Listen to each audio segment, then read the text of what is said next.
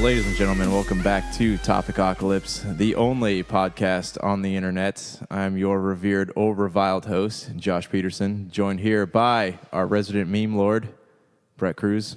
When in doubt, Jesus and tacos. Amen, amen. And special guest, Tony! Hey guys, how you doing? Good, man. I know you're also a meme lord, so one day you and Brett will have to have a meme off.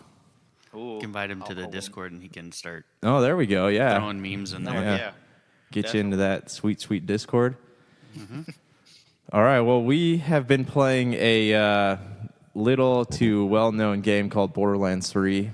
I'm only on level 8, but you guys are a lot farther than me, so Yeah. I'm probably about halfway. hold on. The guy from Just Friends walked into the room. Hey, there's more space dust. Drink them all. If there's anything left by the time you leave, you didn't do a good job drinking beer. Okay. We'll do. Are you encouraging alcoholism up in here? I'm encouraging alcoholism.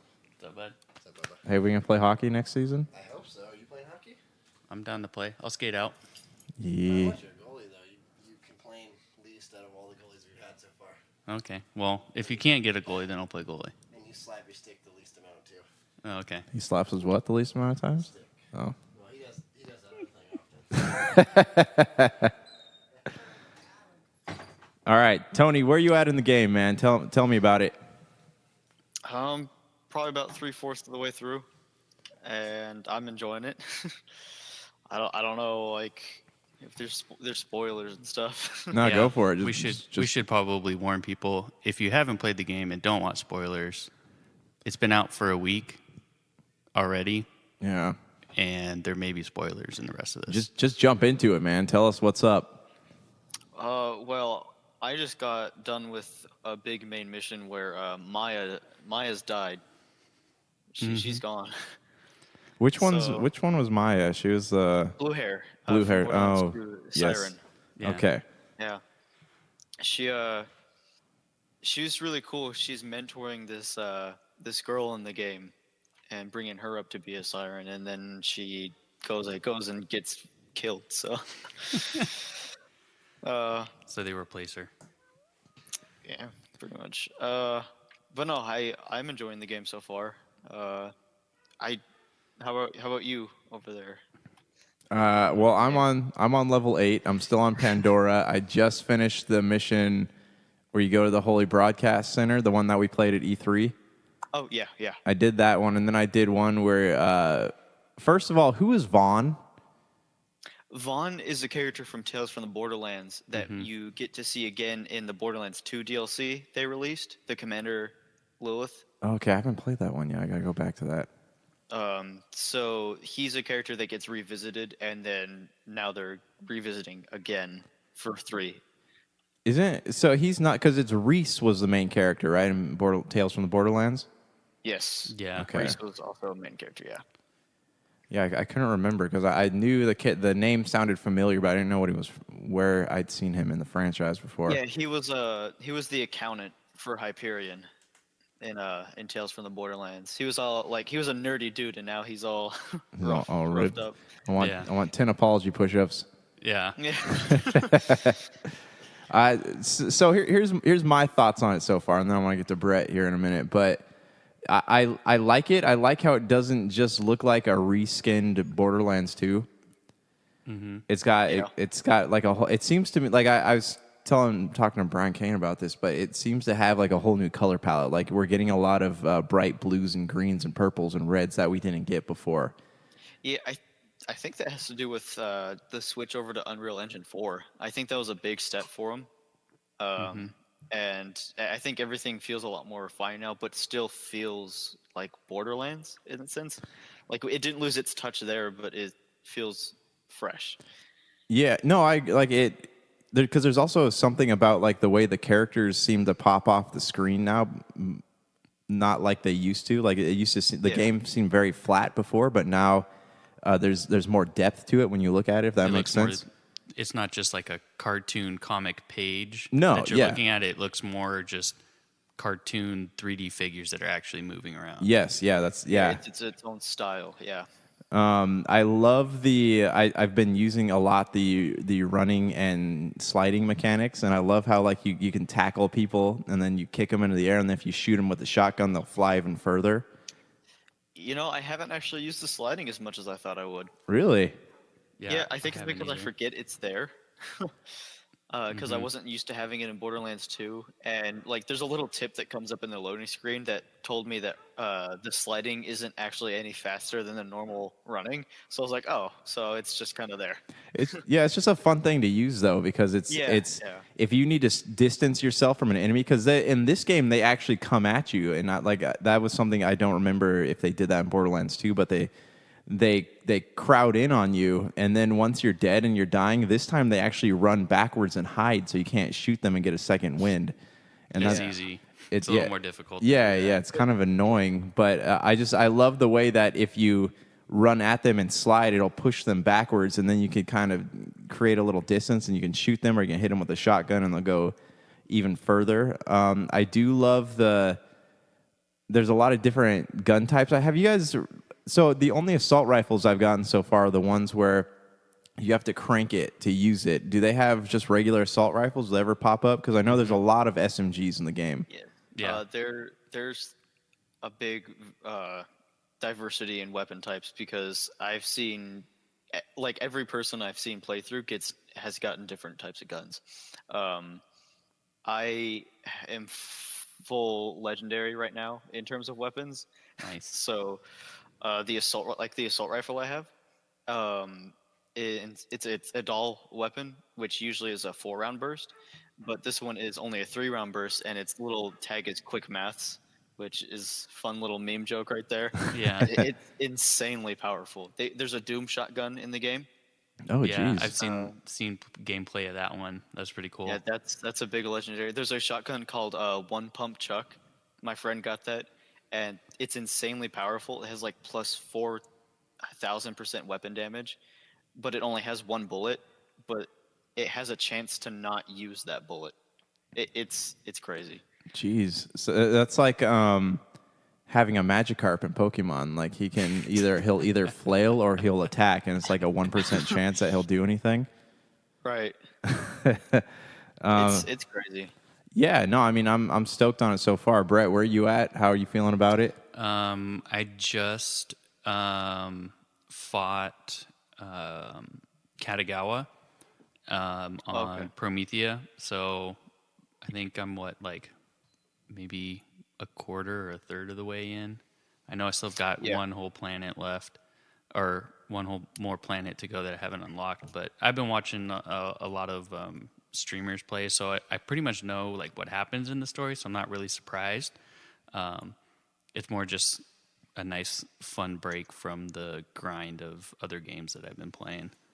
Yeah, so before I picked up Borderlands, I was playing Gears 5. Either of you guys play that one yet? I haven't yet. No. It's Gears 5 it's a fun game, but it's a heavy game. Like it's something you really got to invest yourself into to enjoy it. Whereas Borderlands is one of those things where you can just kind of pick it up and play it at your own You can pace. pick up and play. Yeah. Yeah. So you guys are both obviously farther than me. So I wanted to ask you, like, how in Pandora the maps, like the zones you go to, the areas are a lot bigger than they were in the other Borderland games. But how many of them are there on Pandora? I have not been back to Pandora since leaving yet. So I He's not actually looking don't back. know. Never look back. I think there's 3 like block areas that you can go to on Pandora. But what I really like about this one, and you'll see as you progress further, and I know there's another planet that's ahead for me, there's a lot of verticality in the maps. It's not just all flat. There's a lot of like different elevations within the levels. Yeah, you can which was see nice. that as you're twisting the maps around and stuff like that. Yeah. Yeah. I think that what's really good about this game is since we're not stuck on Pandora anymore, or even like the moon, there can be a lot more depth in these planets and stuff like that. And I think that's really cool because it's not just a barren wasteland. It's not nothing. There's different ecosystems and stuff like that.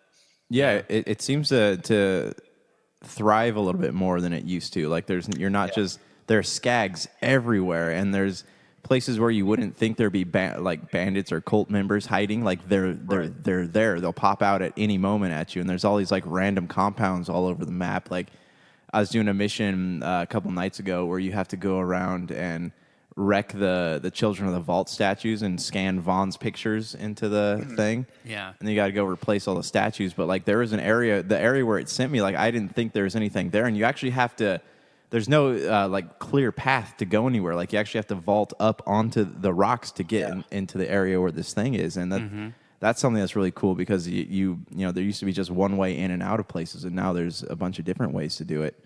Yeah. Did you guys, did either of you guys do the VR quest? Yes, That's I like did. right after. That was the head in the jar one. Yeah. Yeah, that was fun. Yeah, that was nice. The little shotgun midget is kind of annoying. The little shotgun It's tinks. interesting.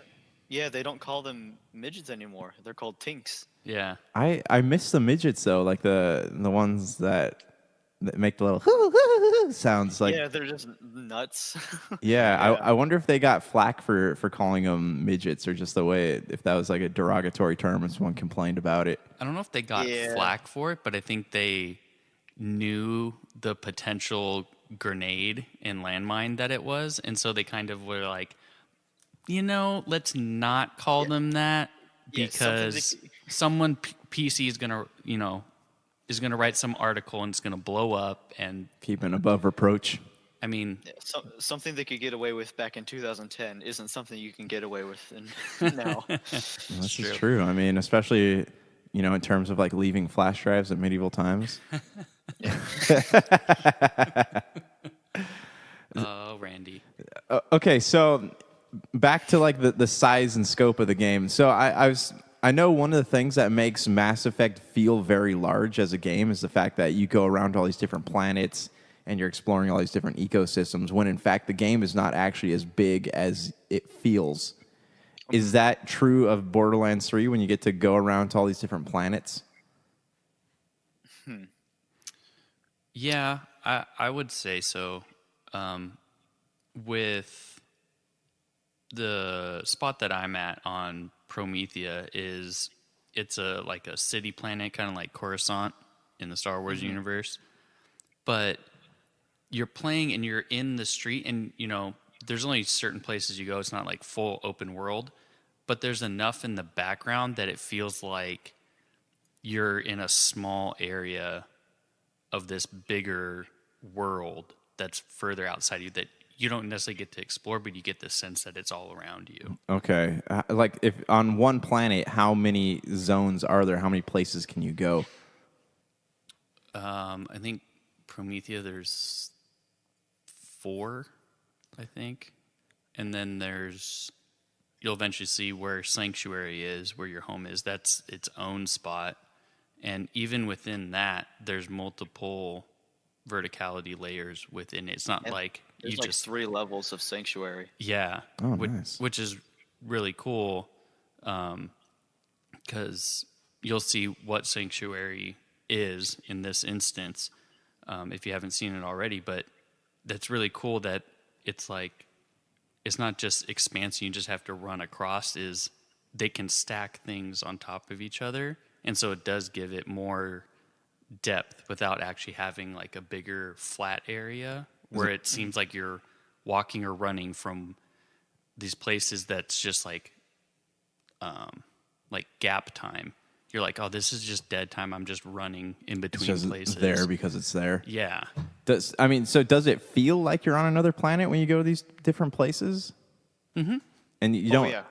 So you don't get like the feeling of being restricted at all. It feels good and it feels open enough to justify having other planets in the game.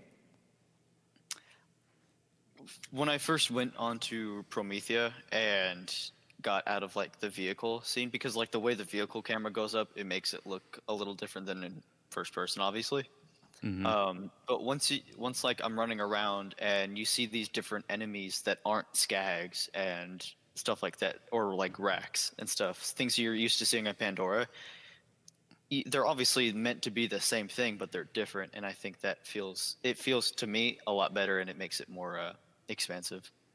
Okay. Like Alright. each, you know, each planet kind of has its like baddie like group, I would say, that you're kind of Right. going against, and In like addition to the COV. yeah, Because I know just from watching some of the footage that came out of the game before it was released, they have some planets have like the swampy planet has like dinosaur looking things, whereas Pandora is like skags and the Varkids and the I haven't seen any of the racks yet. Or have there been some?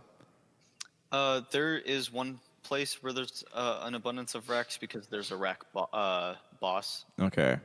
that you fight. So Yeah. I haven't been there personally yet, but I know it's there. I was because I got that gaming OCD where I got to go and open up all the areas of the map after because they're shadowed, and so I was exploring this one area, and then I somehow activated one of Sir Hammerlock's hunts, and I forget yeah. it was a Varkid, and this thing has like 5 different evolutions. You have to kill all of them. Mm-hmm. So every time Yeah. you shoot him, I started walking away. I'm like, oh, cool, I got him, and like I was struggling just to kill that one form, and then he comes back, and so like I ran out of ammo, and I was on like the 3rd evolution of him, so eventually I just had to give up and walk away. Yeah. It's a shame. Yeah, it was a good time, but But okay, well, go ahead. I was gonna say you brought up the Sir Hammerlock challenge thing, and I think that's a cool thing about this game is I feel like there's a lot more side things to do than just the main story. You have like the Sir Hammerlock missions. You have the other collectible things that go into their own mission. I think there's a lot to do outside of the main story, and I think that's really cool, especially when you get to endgame. Like you'll have that sense of progression still. Yeah, that as long as you don't try and 100% everything as you're going through, and you realize, okay, let's play through the story, get to max level of 50, and then go back and play all these side missions, then you'll get the potential drops from those side missions or Right. those bosses at a good power level. Oh, okay. Otherwise, if you get it now, like I got a legendary, forgot which one it was. It's in my vault somewhere. On Pandora, and as soon as I got to Promethea, it wasn't viable anymore. And I'm like, well, this kind of You wasted it. Kind of sucks. Yeah. yeah, it kind of sucks. But I mean, it was cool because I got legendaries are fun. They got all the Right. fun things to do. The novelty of having one itself is really cool. Yeah, But you outscaled it yeah, pretty fast. yeah. So that's like the positive negative about it, and then it's weird. I don't remember this so much playing the other Borderlands. I didn't play all the way through 1 and 2. I just kind of touched them here and there. But playing this through is I'm always swapping out the weapons. Like as soon as I kind of get attached to a weapon, I'm like, oh, I really like this, and all of a sudden, it's not scaled to the bosses that I'm fighting anymore. Oh, geez. And I'm like, shoot, and it kind of forces you to switch up and use different weapons, and then enemies and shield and armor types. You're Yeah. really swapping things around a lot, which kind of They're- breaks up the monotony. Yeah, because before you could get a weapon and it would be good for several levels. But I noticed with the weapons on this game, like if it's a level 7 weapon, once you get past level 7, it's not good anymore. You got to switch to something else. Mm-hmm. What build are you guys using? What character class did you choose? I went into Flak, and right now I'm kind of just I don't know. I don't even know what type of like tree I made for myself, but it works. That's all I know. That's the best. What about you, Brett? What are you? I got a question. So if you're Flack, which animal partner did you choose? No, okay. So I chose the Skag. Oh, okay. I was just curious because everybody's like they choose yeah. the monkey, they choose the skag, they choose the the arachnid thing. I think they're all pretty cool, especially their little emotes that you do when you pet them. The spider one, I don't know the actual name, the spider ant. Yeah. He headbutts the ground just like an idiot, just headbutts the ground. That's pretty And funny. it's so fun. And the monkey one is hilarious because he walks around with a pistol in his hand. Yeah, and and you can like give him like a weapon, like from it's- your Yeah, stuff too. it's cool.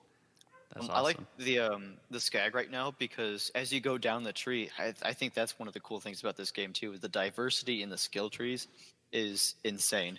You can mix and match so much stuff, but your pets, if you're Fleck, evolve as you go down the tree, and you can choose these different evolutions. So like the Like first one I a got like makes him a get big. like a Skagachu, or like it evolves like a like a Skeevy. What? That's a Pokemon Yes. joke. I'm sorry. Okay, continue. So it goes from like a normal skag to a great horned skag, and then now after I hit 18, I now have an Iridian skag. He's just all decked out in Iridian. It's so cool. That's pretty sweet. Nice. Yeah, I was curious about that class. I went with the Mose, I think her name was, the Met class. Yeah. Oh, I did too. Did you? Yeah. I still haven't found. There are so, you're talking about how diverse the skill trees are. There are so many skills to pick from. Like in the last Borderlands, you had what, 9 per tree, something like that, 9 to 10 per character. Yeah, per tree. Yeah. Yeah, in this one, there's so many more options. So I keep on like I can't find something that I'm satisfied with. So I keep building my character like I'm waiting for somebody to play the game with me. So I'm like I put the chair and the mounted turret and the chair on my thing, but I didn't waste a skill point on that yet. right. I mean, yeah, that's probably smart. But like I'm still looking for that build that makes my character not die so much, but I haven't found it yet. Or maybe I just need to be better. I don't know. You need to put Yeah. the reduced damage on the orange tree. That's what I Top need. right. Yeah. But what's really cool is you can respec for like a low cost at any time by going back to Is that using one of the face change machines? Okay. Yeah. Yeah. which I think is really awesome. So it's like, oh, I kind of played with this. Let me try something else out to see if I can get it to work better. Was it expensive in the last games to do? I don't remember. I think in the first one it added up. If you did it a lot, I never really respected in 2, but I knew getting money in 2 was insanely easy in the end game, so it was never a really big deal, anyways. But in Borderlands 2, there was 10 slots per skill tree, and now there is 14. Yeah. And that's not including the things on the augment skills on the side. Yeah, it feels like so much. I mean, so I'm curious, like, when you get to level 50, how much of that are you able to fill out? I think Probably a good bit. Yeah, I think if you want to, you can fully spec out one tree, and I think you can get about a third of the way through a second one if you max everything out. Yeah. Now, Yeah. like what I really love about this is you can put like you can try and get the capstone at the bottom on one, but you can get there however you want, and you could potentially still have a lot of skill points left over to put in the other trees to complement your main one.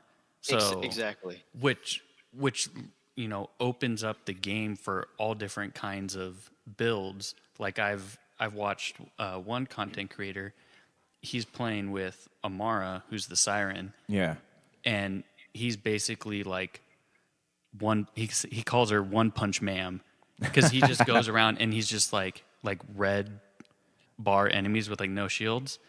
They just turn to So pink mist. he's doing like a more physical build with her. Mm-hmm. Nice. So and then he's got guns that add and stack to his melee damage or have the attachment on it, and he's going around like punching like a couple shots to like regain health because he just constantly has shield and health regen just constant. So he's just running around, and all of a sudden you see his health bar is just back up to full. See, and that's one of the great things about Borderlands. Like with Borderlands 2, I had that perfect build to where like the game was effortless for me. I have not discovered that yet with this one. but I'm only level 8, so it's not. There's a few out there. I looked at a build for Fleck, and it's all about going down his green tree, which is basically getting a bunch of critical damage, and then complementing that to where your shots just basically always do crits, and it's insane. Like, it made me like rethink my skill tree right now. I was like, oh, Yeah, what go if I back and that way respec. now? Yeah, Yeah. exactly. Yeah, I did the same thing with Moz. I was just going down the green. I was using the green tree, and I was like, oh, I'm doing this, and then I'm like, I haven't even looked at the other trees and skills, and then I look on the other one, and it's like, while your shields are active, you increase critical damage and decrease damage taken. And I'm geez. like, Why not? why have I not been using this for the whole time? Yeah, I've just been experimenting with different things, but the one thing that I've always disliked about Borderlands is that you have to unlock certain things at tiers. Yep. And then once it goes down, once you unlock enough pieces there, you can go down to the next part. So like, there's things that I want to unlock, but then I have to decide if it's worth it to keep plugging points into these certain things just to get there when I could be applying them to other things. So this has always been hard. For me, like Borderlands also is one of those ones where you get so much loot and you're trying to decide what guns to keep and what guns to toss. Yeah, it's really difficult. I'm so bad at that. Yeah. But I think for me, I have to put it aside when I'm looking at leveling, because I was going to talk about this a little bit. The new mayhem modes that are at the end of the game.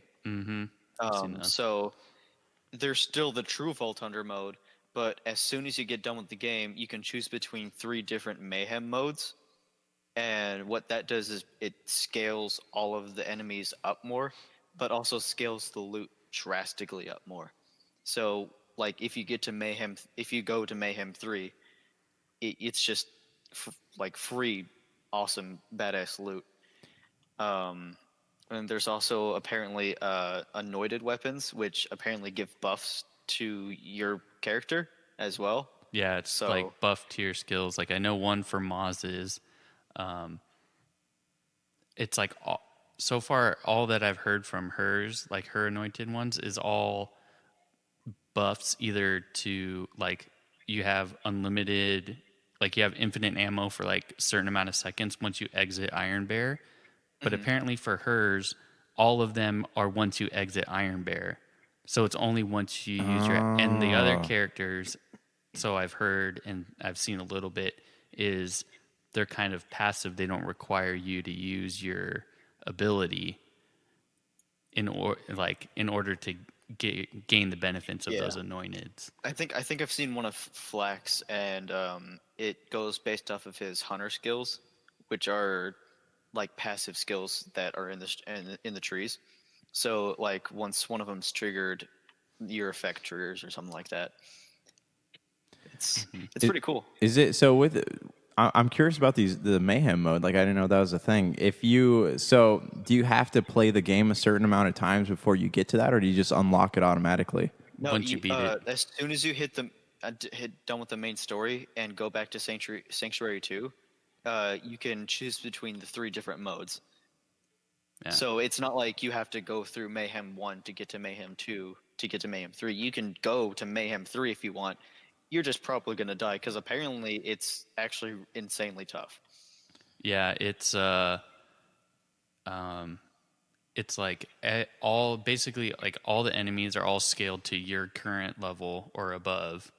And then, but like loot drops are like up, like I think it's like 500% or something like that. It's really crazy, and that's why I've been watching a few videos on like just if you're looking towards end game stuff and wanting to keep guns, just get to end game, go into the mayhem modes, and that's when you should farm those legendaries if you want them or something like that. Can you take guns from the mayhem mode and then just go back into like Vault Hunter mode or whatever? Oh, I assume so. Yeah, you can. That's cool. So it's nice because it's a direct. Is separate. Yeah, go ahead. What's up? Go ahead. No, Mayhem mode is separate from True Vault Hunter mode. So, if it's weird. So if you want to do mayhem mode in the true Vault Hunter mode, you'll have to go unlock it in that one too.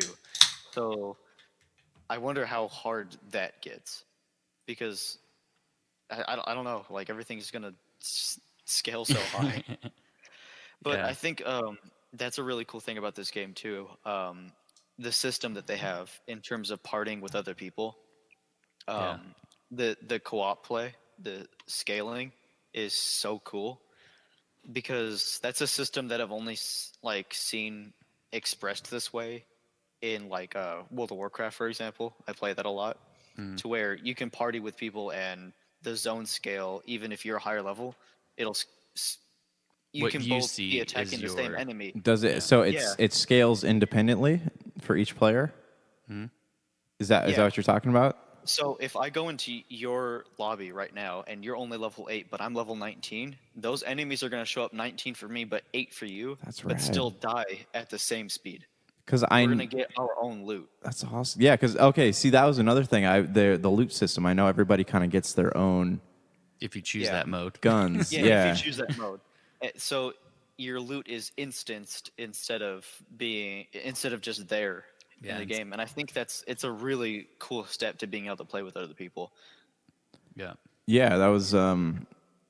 They really do care about like the couch co-op. You know, couch co-op, playing with your buddies. Like that's one thing I've always applauded Borderlands for. Yeah. Yeah, they've kept that true for all the games, and I think that's really cool. Yeah. Yeah. And what's really cool is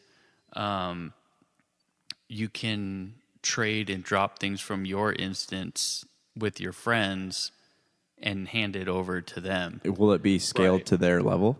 I don't know how that works. I haven't don't think seen so. that. Yeah. But they can have it for when they get to the right level But to they use can, it. exactly. Okay. So like Right.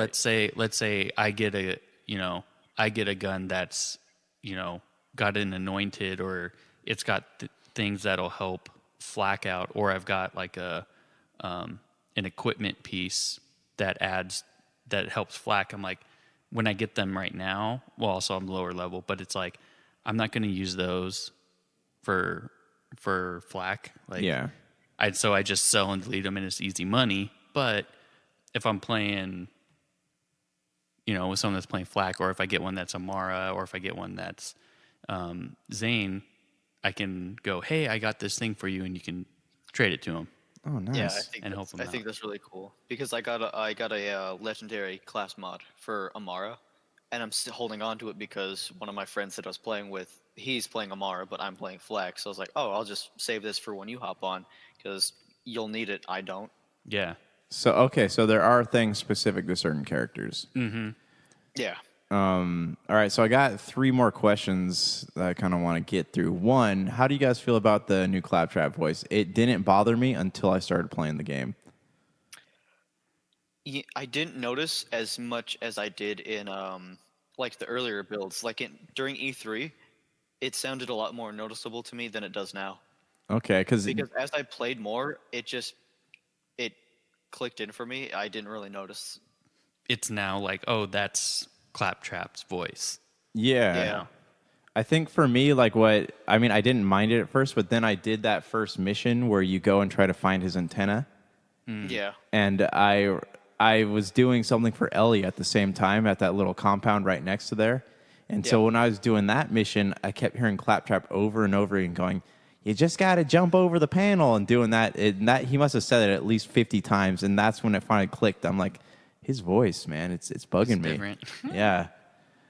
Get over it. Yeah. Josh. Right. It's first world problems, man, I tell you. How do you guys, okay, so story-wise, how do you guys feel about the game? Because I know Borderlands has never been known for having a good story, but it feels like there's so many moving pieces in this story, and the characters they're still very comical, but they're a little more engaging than they have been in the past. Yeah, I don't think the characters feel as bland as they did before. And I think Borderlands 2 took a big step with that, honestly, and then pairing it into the pre-sequel in terms of storytelling. Like, Yeah, the Handsome Jack was hands pre-sequel- down one of the best villains ever. Oh, for sure. Yeah. However, I think going through this, even though the characters have a lot more depth, I don't think that the COV villains have as much going for them as Handsome Jack did. I don't feel as hooked into them, and at times they even feel really just obnoxious, honestly. They're not as intimidating. They No, they are, but I made this comment to someone in the stream who was like, "Man, they're annoying," and I'm like, "They're a reflection of popular culture right now." yeah, If you think about it, Oh, okay. because they are the millennials or the kids that are we call like the Fortnite kids or whatever that just Right. And that's why they're streaming like live deaths and stuff like strive that. live. Yeah. And so Exactly. and that's one thing I think this game has done really well is embrace the popular culture that's kind of already been in Borderlands, but just cranked it up. And it's like, you know what, we're going full, Full whatever. bore. Even down, if you look at some of the names of the guns and like the descriptions in them, it's Yep, freaking exactly. hilarious. Yeah. Yeah. There's memes. There's the Rick and Morty bosses that are here. It's so cool. Yeah. Well, I think it's like Wick and Wick and I forgot. Morty or something Yeah, like that. yeah, Wick and Morty or something. But they look like Rick and Morty, and you fight them, and they kind of have lines They're similar. like in Rick and Morty, and you're like, oh my gosh, this is they're in the culture. I've always loved how subtle the Borderlands humor is. Like you have to be smart to pick up on it. They've always been very good at that. Yeah. So with this game out, do you think there's a future for Borderlands? Is there more? I mean, because I know this game, a lot of people are like Steam man, because they're complaining about not being on the Epic Store for like what 6 weeks? I think was the 6 months. 6 months. So do you think that there is a future for Borderlands? Do you think the move to the Epic Store exclusivity for the first 6 months has harmed it? Do you think? How do you think moving forward, will there be more Borderlands? I'll let you answer first. All right. I think it might have hurt maybe this initial thing in terms of the PC base.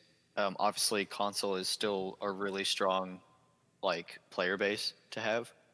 Yeah. I haven't finished the story yet, so I can't tell if there's narratively going to be more. But I think there will be. This has been a really successful game, I think, even with the flaws that it has, and even with the Epic Store drawback, I still think it's pretty strong. Because I noticed that, because I got it on opening night at GameStop. I got a physical copy, and this was the first time in 4 games that I've gone to GameStop to pick up on opening night that there's actually been a line outside the store for it. Even with Assassin's Creed, Gears of War, the last Halo, there was nobody waiting outside. But for Borderlands, there was quite a long line of people waiting outside to get it. Yeah. Even a lot of the a lot of the GameStops out here were raffling the E3 masks that we got. Yeah. They had a few of those. The the stands that they had for them, they're raffling those off. So I think this was a big opening night for a lot of people. It was a really big game. It was. Yeah. I think that's also because Borderlands has, I mean, for lack of a better term, a very cult following. Right. I was just thinking about that. It's cult following. it's a very loyal fan base, and I think from people that I've talked to that are fans of the Borderlands franchise, they're very content and happy with it. I'm actually playing on PC, so I'm hoping for crossplay at some point in the future. Which Pitchford has said that, right? He's hinted at it. He did. He said there was going to be crossplay, but not at launch. Yeah. So I'm thinking maybe once they kind of get all these bugs out with the 6 months with Epic, and then once they release on Steam, I think they'll be able to be in a better position to offer crossplay from there. Yeah. You know what I think they might do? Huh. After the exclusivity deal is up, because Epic is the one that made their crossplay open source for everybody, I bet there's going to be crossplay between Epic, Xbox, and PS4, but not Steam. Probably. Oh. Because that's probably going to make people mad. Yeah, but it that'll makes sense. only propel that whole thing. Because that's how people can play together right now between PC and Xbox is either using Xbox Live or you use the Microsoft. Epic the Epic launcher, and that's how you get to play with people on consoles if you're on PC and vice versa. So Yeah, I mean that's how Fortnite's going. That's how you can play with people that are even on phones with with that's Fortnite right. if you're on Yeah, PC. yeah. You can play between the Switch, the Xbox. That's full crossplay.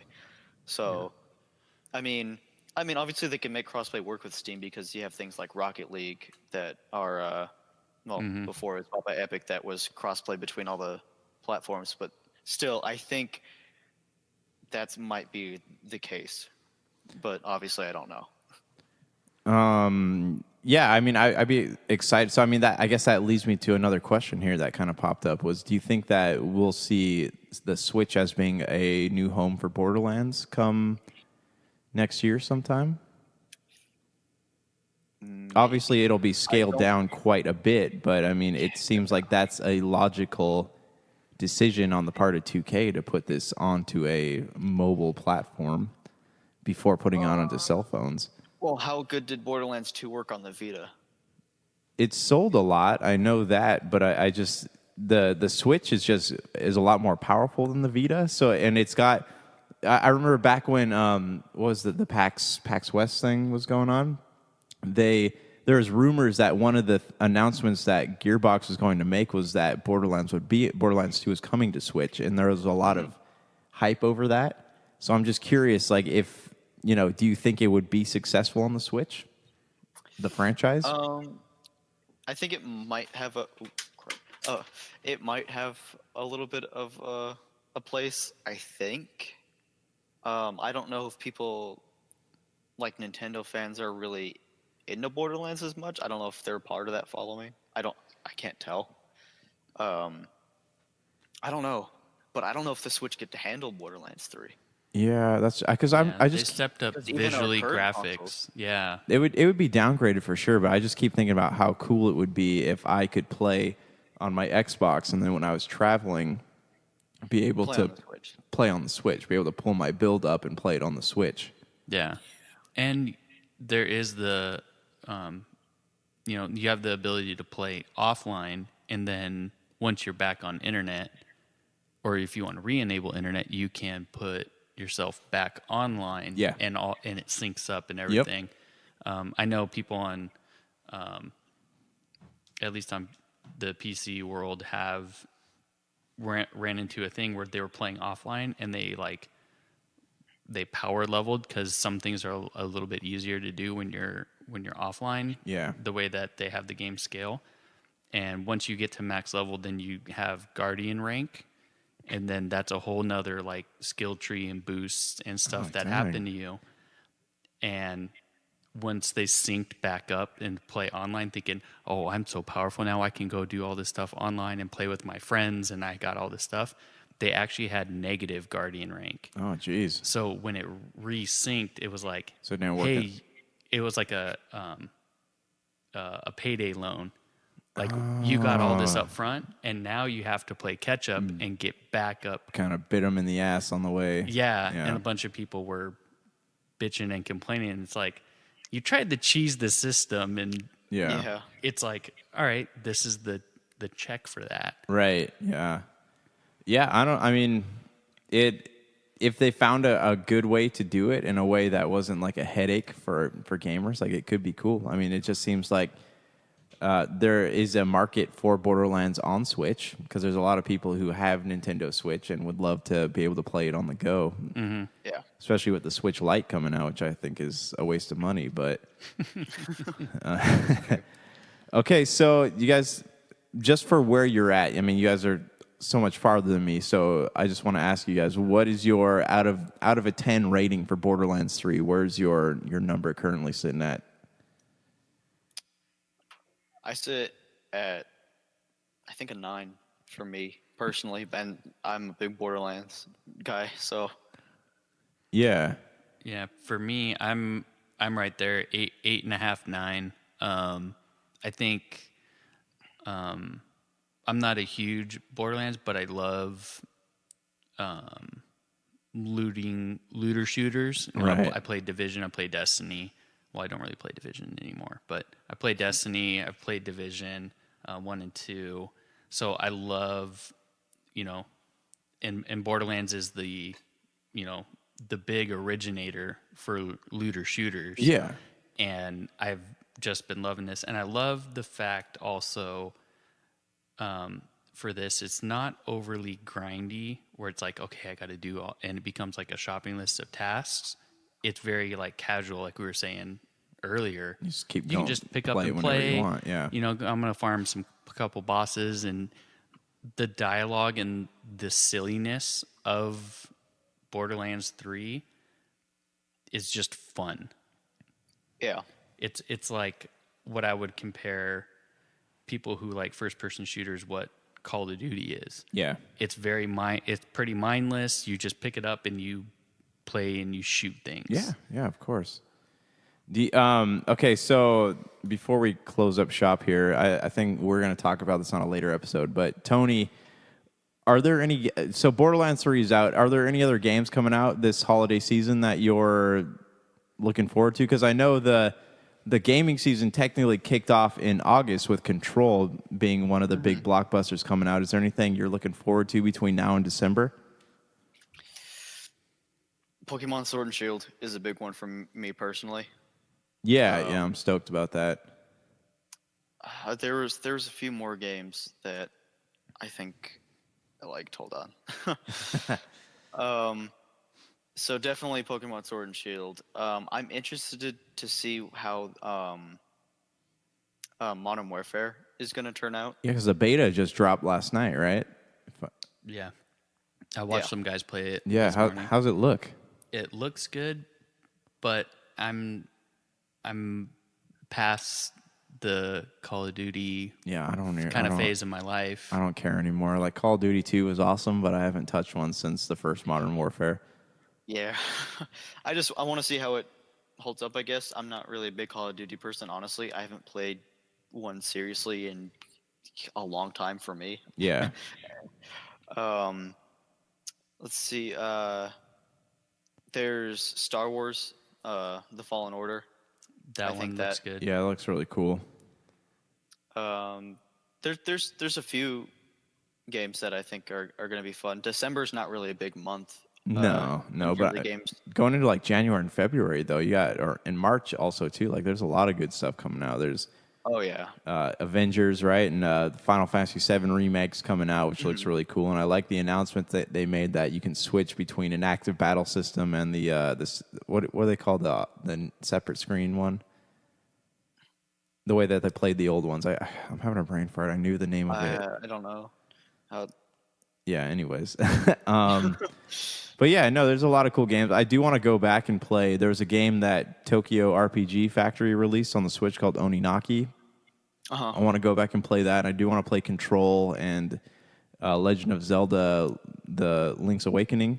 Yep, that one's coming out. Yeah, it came out on Friday. I just haven't had a chance to go back and pick it up yet. But there's a lot of cool stuff coming out. Yeah. Brett, any closing thoughts? Any games you're looking forward to? What's going on here? Destiny 2 Shadowkeep comes out. It's the year 3 Oh, release. dang. They're still milking that cow?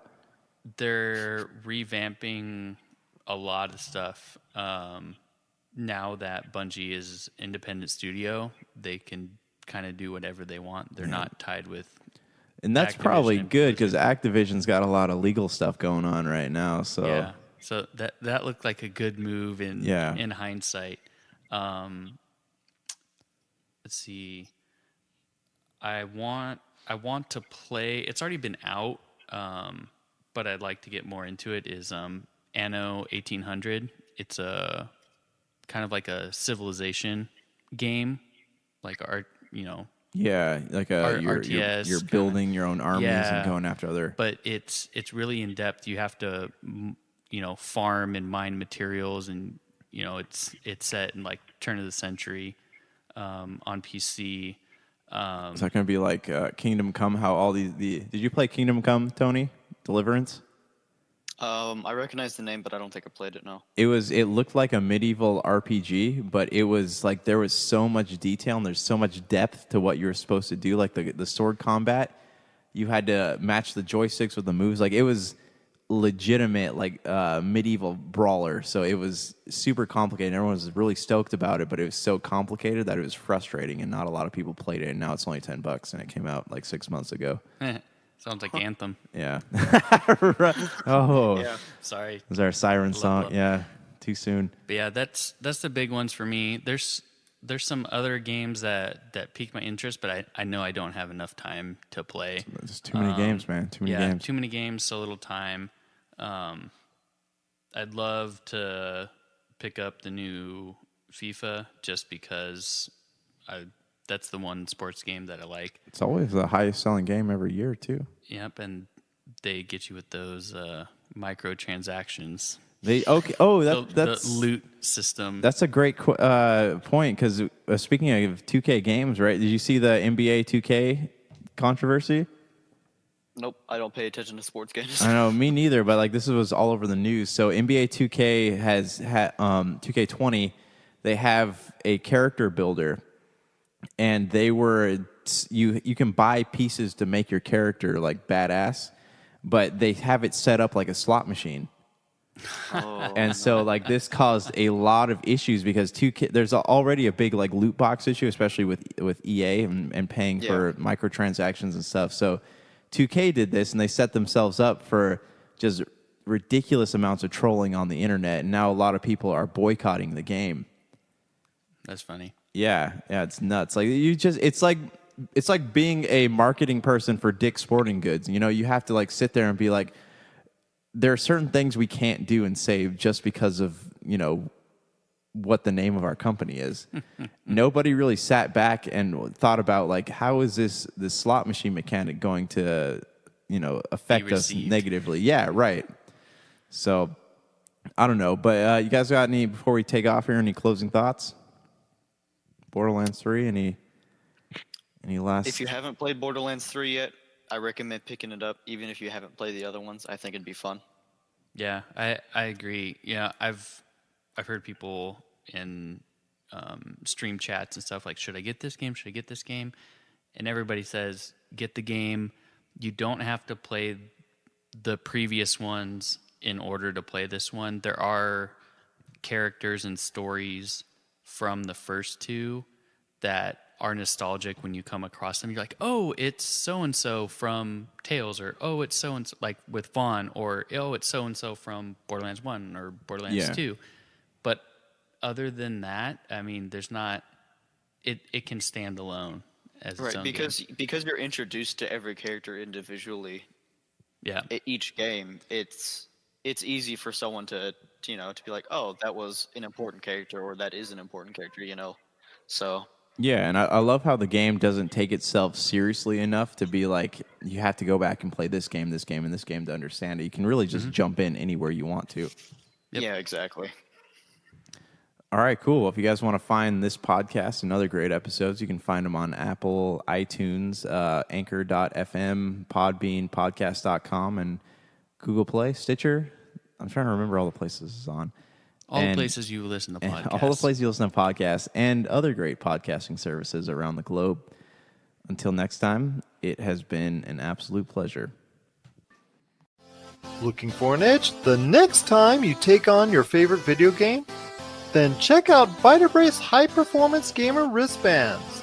Packed with the power of fruit seed oil, Vitabrace is clinically proven to help improve performance, giving you a better gaming experience.